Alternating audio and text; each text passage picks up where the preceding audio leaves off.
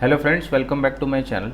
Banking and financial laws की series पढ़ रहे थे हम, जिसमें सबसे पहले हमने CIB का banking regulation and business laws का टॉपिक स्टार्ट किया था। इसमें हमने अब तक मॉड्यूल डी का ट्रांसफ़र ऑफ प्रॉपर्टी एक्ट समझ लिया। इस वीडियो में, अपकमिंग वीडियोज़ में हम सरफेसी एक्ट को कंप्लीट करेंगे। देखिए, पिछली वीडियोज़ में हमने एक बात देखी थी, कोई भी बैंक या फाइनेंशियल इंस्टीट्यूट जो होता है वो लोन ग्रांट करता है अगेंस्ट द सिक्योरिटी। बैंक आपसे सिक्योरिटी लेता है, उसके अगेंस्ट में आपको लोन प्रोवाइड कर देता है। और ये सिक्योरिटी डिफरेंट टाइप्स की होती है, मूवेबल प्रॉपर्टी, इमूवेबल प्रॉपर्टी, और डिफरेंट सिक्योरिटी को डिफरेंट एक्ट डील करते हैं।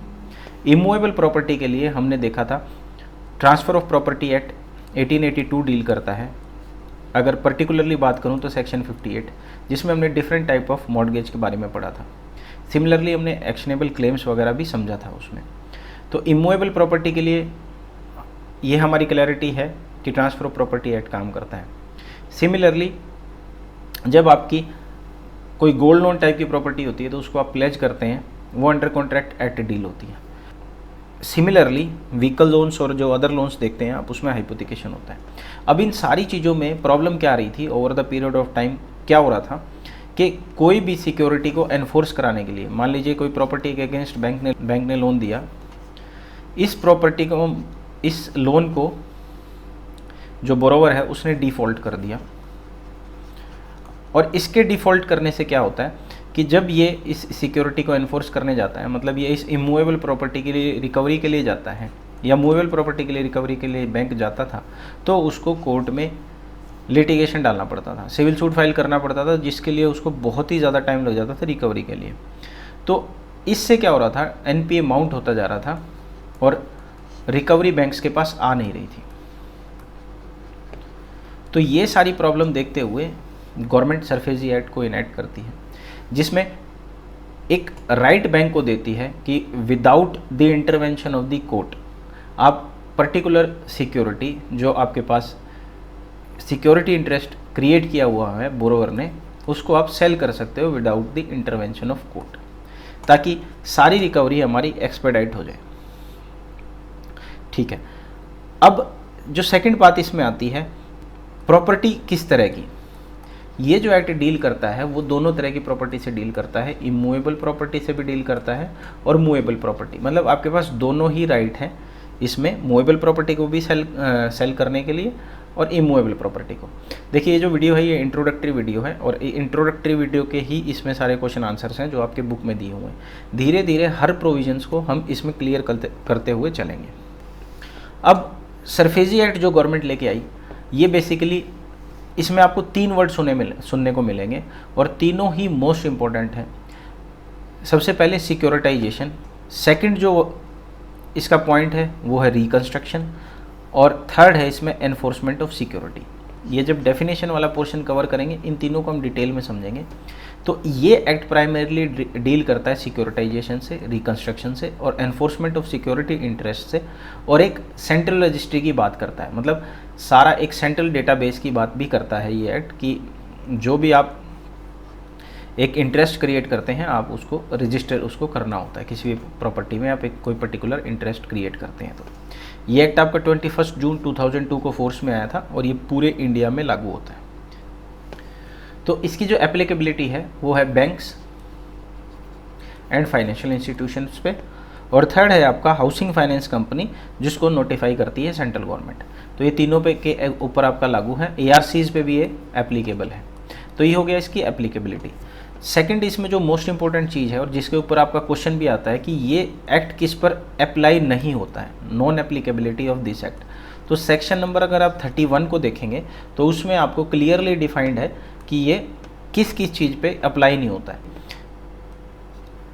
ये एक्ट उन केसेस में अप्लाई नहीं है जहाँ पर स्पेशल एक्ट एप्लीकेबल है, जैसे कि मान के चलिए इंडियन कॉन्ट्रैक्ट एक्ट। इंडियन जो कॉन्ट्रैक्ट एक्ट है उसमें प्लेज का केस है, प्लेज के केसेस में वो इंडियन कॉन्ट्रैक्ट एक्ट से ही डील होता है। सेल्स ऑफ गुड एक्ट के केस में, सेल्स ऑफ गुड एक्ट में राइट ऑफ अनपेड सेलर जहाँ पे एक प्रोविज़न है, उस केसेस में अप्लाई नहीं होता है। एयरक्राफ्ट एक्ट के केसेस में एप्लीकेबल नहीं होता है। ठीक है। तो ये 3-4 चीज़ें हैं। और जो एक स्पेसिफिकली एग्जेम्प्टेड प्रॉपर्टी होती है, जो सीपीसी में बात करें, सेक्शन 60 में जो दिया हुआ है कि भाई सीपीसी के प्रोवाइजो में कुछ प्रॉपर्टीज़ का सेल अलाउड नहीं होता है, तो वो not liable to be attached होती हैं, उसके केस में भी एप्लीकेबल नहीं होता है। और जो आपके केस में जो एग्ज़ाम पॉइंट ऑफ व्यू से जो सबसे ज़्यादा पूछा जाएगा वो ये 2 पॉइंट पूछे जाएंगे कि आपकी डेट जो है 1 लाख एंड अबोव है तो ही एक्ट एप्लीकेबल होता है। और जो सेकंड मोस्ट इम्पॉर्टेंट पॉइंट इसमें है कि आपका जो आउटस्टैंडिंग है वो 20% से ज़्यादा होना चाहिए, मतलब प्रिंसिपल एंड इंटरेस्ट का 20% से ज़्यादा होना चाहिए। फॉर एग्जांपल, अगर मान लीजिए मैंने 10 लाख की डेट ली हुई है तो मेरा आउटस्टैंडिंग जो है वो 2 लाख से ज़्यादा होना चाहिए, तो ही मैं इस एक्ट को अप्लाई कर सकता हूँ। और जो थर्ड मोस्ट इम्पोर्टेंट है, जो प्रैक्टिकली भी आपके बैंक्स में यूज़ होता है, वो है कि agriculture land. In case of agriculture land ये एक्ट एप्लीकेबल नहीं होता है, इसके लिए आपकी प्रॉपर्टी जो है नॉन एग्रीकल्चर होनी चाहिए। तो ये 3 मोस्ट इम्पोर्टेंट पॉइंट हैं जो आपके एग्ज़ाम में पूछे जाते हैं। और अगर मैं फोर्थ बात करूं तो वो क्या होता है कि सिक्योर्ड क्रेडिटर के केस में इसकी एप्लीकेबिलिटी है। तो जो क्रेडिटर्स, जो ऐसे क्रेडिटर्स जो सिक्योर्ड हैं, उनके केस में ही, यानी अनसिक्योर्ड क्रेडिटर के केस में ये एक्ट एप्लीकेबल नहीं होगा। ये जो एक्ट है इसकी कॉन्स्टिट्यूशनल वैलिडिटी जो है वो चैलेंज की गई थी। मतलब इस एक्ट की एप्लीकेबिलिटी के ऊपर केस हुआ था, जिसको Mardia chemical versus Union of India 2004 का केस है, मोस्ट इंपॉर्टेंट लैंडमार्क केस है। इसमें इस एक्ट्स के प्रोविजन को चैलेंज किया गया था। बेसिकली इसमें इसका रीज़न क्या था कि सिविल कोर्ट की ज्यूरिसडिक्शन ये बार करता है, मतलब अगर आपको अपील करनी है तो आपको डीआरटी और डीआरएटी के अंडर जाना पड़ता है। सिविल कोर्ट की ज्यूरिसडिक्शन इसने बार कर दी थी, इसलिए ये केस हुआ इसके ऊपर। और इस केस में कोर्ट ने हेल्ड किया कि सारे प्रोविजंस जो हैं वैलिड हैं, क्योंकि ये रीजनेबल टाइम देता है बोरोवर को डेट रीपे करने का, मतलब उसकी बात सुनने का रीजनेबल टाइम मिलता है। जैसे उसमें 60 डेज़ का नोटिस भी होता है, और पहले ही जब एनपीओ होता है तो 90 डेज़ उसको तब भी मिलते हैं। तो इस तरह से एडिक्वेट टाइम ये एक्ट प्रोवाइड करता है। तो इस एक्ट में बस एक प्रोविज़न को इनवैलिड डिक्लेयर किया गया था, वो था सेक्शन 17(2), जो बोलता था कि अगर आपको डीआरटी में अपील करनी है तो 75% आपको डिपॉजिट कराना होगा अपना अमाउंट। जैसे मान लीजिए अमाउंट ऑफ डिफ़ॉल्ट था, तो कोई भी एक्स अमाउंट ऑफ आपका डिफ़ॉल्ट था, उसका 75% आपको डिपॉजिट करना पड़ता है। इस प्रोविज़न को इसने वॉइड डिक्लेयर कर दिया था। तो और ये सारा बेसिक्स है, इंट्रोडक्शन है इस एक्ट का। अब इसका नेक्स्ट देखते हैं, जो इसमें आपके बुक्स में क्वेश्चन दिए हुए हैं। ये भी सारे इंट्रोडक्शन बेस्ड हैं, ये इजीली आप इसमें अटैम्प्ट कर सकते हो। जैसे सबसे पहले इसमें क्वेश्चन दिया हुआ है कि भाई bank obtained security while lending. जो सबसे वीडियो की इनिशियली हमने पढ़ा था वो यही पॉइंट था कि भाई बैंक्स जो लैंड करते हैं कोई लोन, वो उसके अगेंस्ट सिक्योरिटी लेते हैं, एक्सेप्ट पर्सनल लोन्स या फिर क्रेडिट कार्ड्स जो होते हैं, जो आपके कोलेक्टल फ्री होते हैं, उन केसेस को छोड़ करके बैंक जो है जर्नली वो सिक्योरिटी लेता है किसी को भी लोन करने के लिए। तो so that in case of need money can be, तो क्यों करता है ऐसा कि मनी को रिकवर करा जा सके बाय सेलिंग, मतलब सिक्योरिटी को सेल करके वो अपने पैसे रिकवर कर सकता है इन केस ऑफ डिफॉल्ट, इसलिए वो सिक्योरिटी ली जाती है। तो फर्स्ट फिलिंग द ब्लैंक्स का सिंपल सा आंसर है रिकवर बाय सेलिंग। सेकंड इसमें आता है कि SARFAESI act is applicable to housing finance companies. देखिए मैंने आपको 3-4 चीज़ें बताई थी कि बैंक्स में एप्लीकेबल है, फाइनेंशियल इंस्टीट्यूट में एप्लीकेबल है, एआरसीज के केस में एप्लीकेबल है, और फोर्थ था इसमें housing finance company as notified by central government. तो ये स्टेटमेंट आपकी ट्रू है, ठीक है। थर्ड क्वेश्चन मल्टीपल चॉइस है। थर्ड क्वेश्चन बोलता है कि whether movable security in position of bank can be sold by the bank without the intervention of court. Actual में प्रोविजन ही ये है, सरफेसी एक्ट इसी पर्पज़ के लिए लेके आया गया है कि जो सिक्योरिटीज़ इन पोजीशन होती हैं उसको सेल कर सकता है bank without the intervention of the court. तो yes, as SARFAESI act 2002 made this provision to that effect. तो ये सी पार्ट इसमें सही हो जाएगा। नेक्स्ट इसमें है कि as per the laws existing today mortgage security can not be sold without the intervention of the court. Is this correct? ये स्टेटमेंट इनकरेक्ट है ऑब्वियसली, क्योंकि सरफेसी एक्ट आने के बाद ये प्रोविजन नहीं रहा है। अब कोई भी सिक्योरिटी के अगेंस्ट बैंक्स, फाइनेंशियल इंस्टीट्यूट ने कोई भी लोन किया है तो वो उसको सेल करके उसको रिकवर कर सकते हैं। नेक्स्ट जो क्वेश्चन है उसमें question number 5, provisions of SARFAESI act applies to which security, किस तरह की सिक्योरिटी पे ये अप्लाई होते हैं?